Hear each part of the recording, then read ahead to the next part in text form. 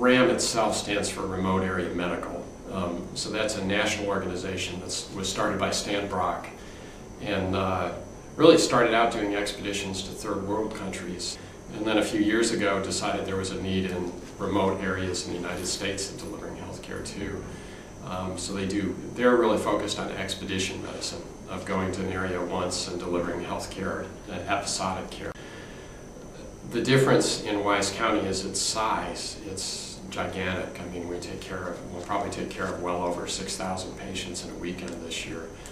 And the other difference for us at the University of Virginia is that we're invested in this region throughout the year, that this is not one event for us.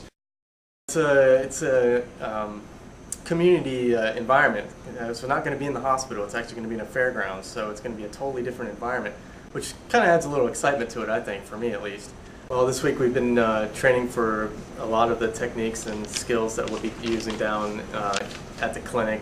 A lot of it's pretty basic, but it's going to be determined by what the specific area that we go to is going to be using. So actually during the event,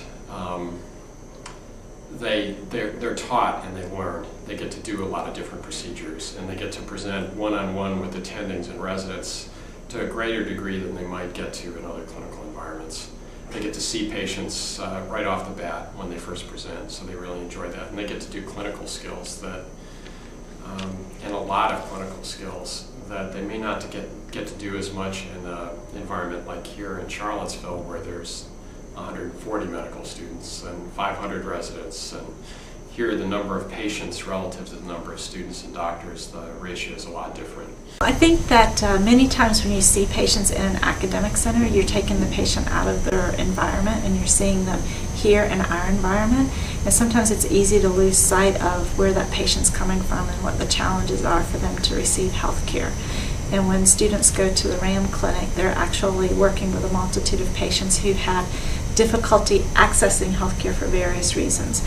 It may be because of distance traveled, it may be because they lack a vehicle, it may be because they don't have health insurance so they can't afford to go to a physician, or that they have health insurance but it doesn't cover certain screening exams, or it doesn't cover for them to have glasses made or to have their teeth cleaned or a tooth repaired. So there's many different reasons why a patient may not have easy access to care, or that they live in a rural area and there's not a specialist available to them in their area.